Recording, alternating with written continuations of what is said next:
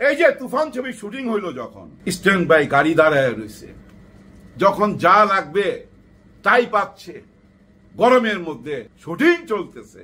এই যে শুটিং চালায় নিতেছে কে? প্রডিউসার। রায়হান রাফির ইন্টারভিউতে দেখবেন সে নিজেই বলছে যে ভাই আমি টেরও পাই নাই। ওই পানির হিসাব নিয়ে গন্ডগোল লাগে, সরষের তেল নিয়ে গন্ডগোল লাগে, কেডা কয়টা ডিম খাইলো সেটা নিয়ে গন্ডগোল লাগে।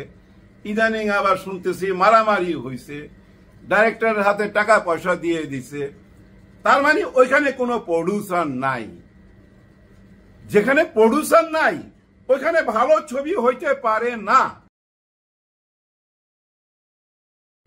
আসসালামু আলাইকুম। প্রডিউসার, প্রযোজক কাকে বলে?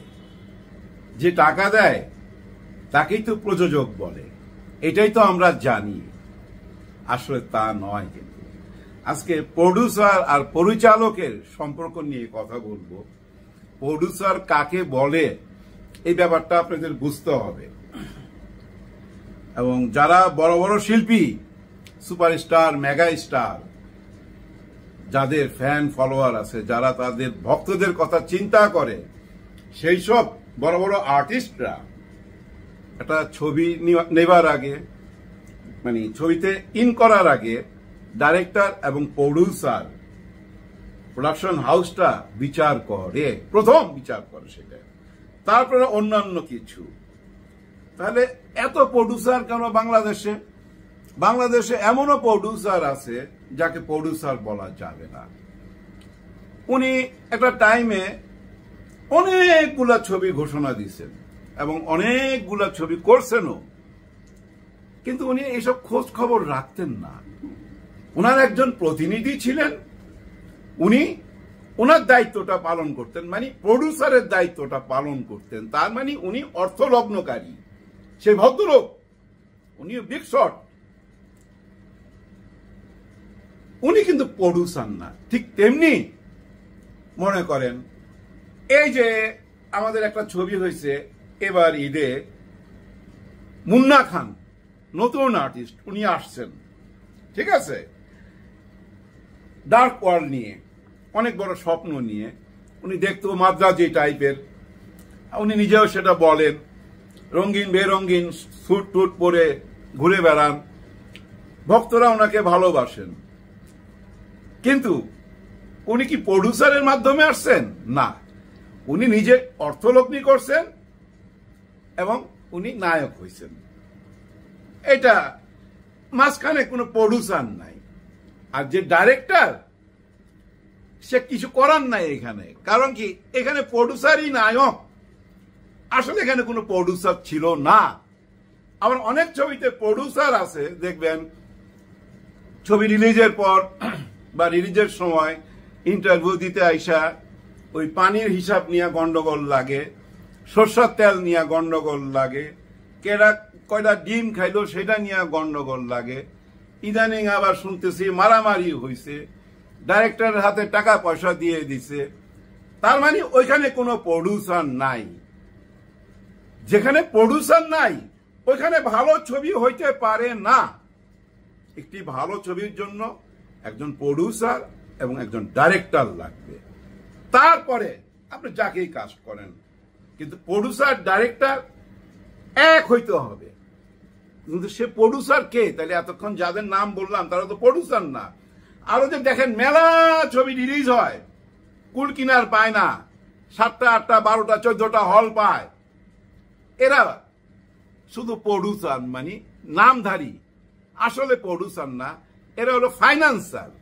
অনেকে বলে না যে আমার বন্ধু বান্ধব আছে 10টা, আইলেই আইসা টাকা লগ্নি করবে।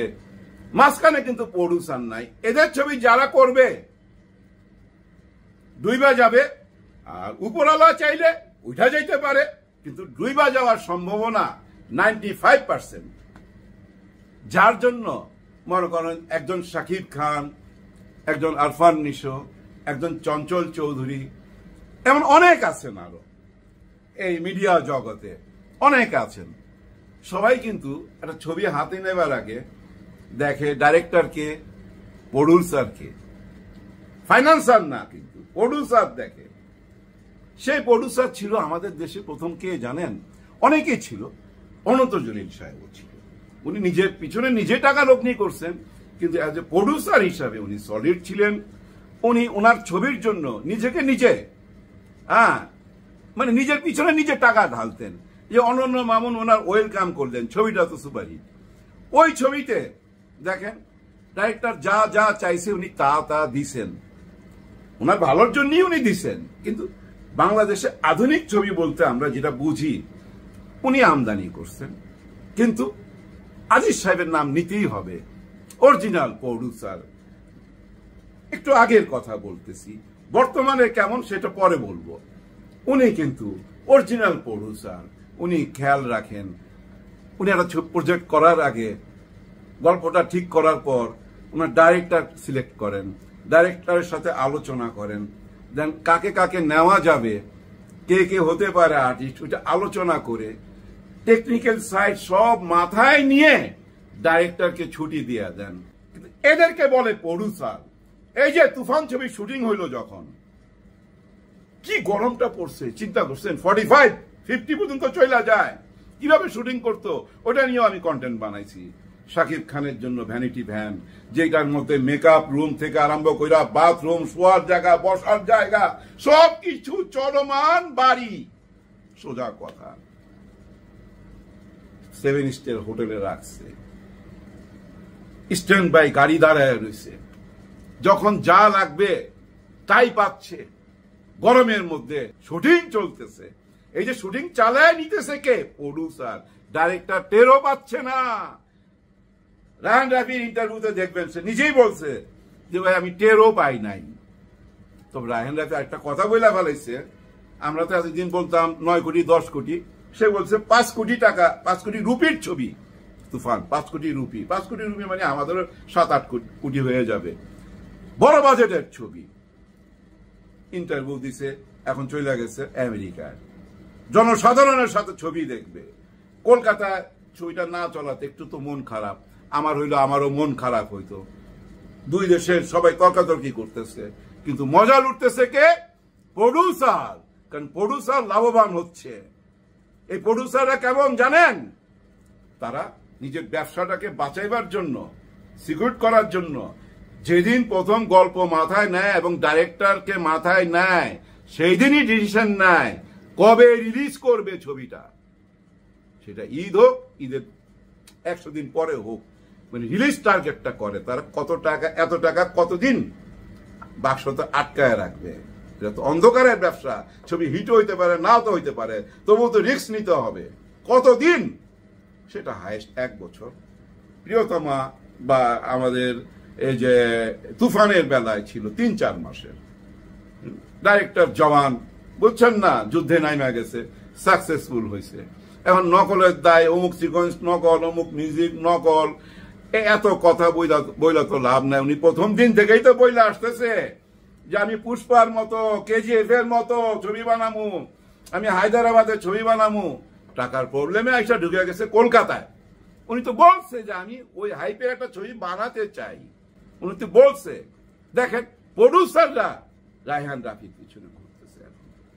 3 জন প্রডিউসার মিনিমাম আমার জানা মতে, না জেনে কথা বলতেছি না। রায়হান রাফি যেহেতু ইয়েস বলে, সঙ্গে সঙ্গে রেমুনেশন। রায়হান রাফি একটা বুঝাই দিছে একটা জায়গায় বইলা, ওই যে নূর, আরিফিন শুভর নূর, ওই যে বুকে লেখা তুফান ছবি দেখতে গেছিল, শাকিব খানের পায়ে ধরে সালাম করছিল, নূর বুকে লেখা। সেই নূরের ডাইরেক্টর কিন্তু রায়হান রাফি। সে একটা ইন্টারভিউতে বলছে যে আমি এখন যা সম্মানই নেই, রেমুনেশন নেই, তার নূরের বাজেটের সমান। তার মানে নূরের বাজেট যদি আমরা ধরে নিই 60-70-80, রায়হান রাফিরও 60-70-80।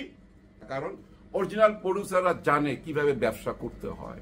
নর্মাল যারা আসতেছে, ওই যে হোটেলে আড্ডা মারতেছে, বান্ধবীর সাথে চ্যাটিং করতেছে, বুঝিনি তো, নায়িকা বানায় দিতেছে, 7 দিন পর পর একটা নায়িকা জন্ম দিতেছে। ওইভাবে প্রডিউসারের জন্ম হয় না। ওইভাবে বহুত প্রডিউসার আসবে আর জিন্দা লাশ হয়ে বাইরে হয়ে যাবে, কিচ্ছু করতে পারবে না। আসবে বুঝছেন, গাড়িতে চইলা যাইবার সময় স্যান্ডেল পায়ে রিক্সা দিয়ে যাইতে হবে।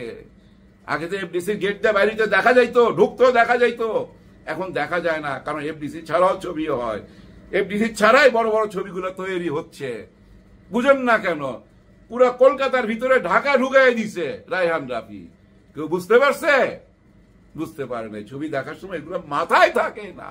যেটা বলতে আসছিলাম সেটা বইলা দেই। থাম্বনেলে যাদের নাম দিছি এরা প্রডিউসার। এই যে আরশাদ আদনান সাহেব, উনি প্রডিউসার। কেন প্রডিউসার জানেন? ছবির গল্প থেকে একদম রিলিজ পর্যন্ত এডিটিং বলেন, মিউজিক বলেন, প্রতিটি ক্ষেত্রে প্রিয়তমার ওনার সম্পর্ক ছিল। পরিচালকের সাথে উনি নিজেও পথ চলছেন। একটা ইন্টারভিউতে বলছে না, ওনার ডাইরেক্টর হওয়ার ইচ্ছা আছে। কেন? বহু নাটক বানাইছে, সাথে ছিল, দেখছে, এবং প্রত্যেকটা ডাইরেক্টর হ্যাপি ওনার ছবি বানায়। তার মানে কি? প্রত্যেকটা অ্যারেঞ্জমেন্ট উনি ঠিকঠাক দেন, ডাইরেক্টরকে চাপে রাখে না। এরাই প্রডিউসার। এই যে আমার সামনে বঙ্গ, আমাদের মুশফিক ভাই, মঞ্জু ভাই নামে ওনাকে ডাকেন, উনি প্রচারে আসতে চান না। এই থাম্বনেলে ওনার নাম দিছি, উনি কিন্তু খেপবেন। তারপর আমি নাম দিছি যেহেতু আমার প্রডিউসার। আর আমার কেন ভালো লাগে? যেহেতু আমার প্রোডাকশন হাউস। আমি একটা বড় প্রোডাকশন হাউস থেকে, এত বড় একটা প্রোডাকশন হাউস থেকে একটা ছবি করার সুযোগ পাইছি, এই জন্য আমার আনন্দ। সবার জন্য সবাই দোয়া করবেন। আল্লাহ হাফেজ।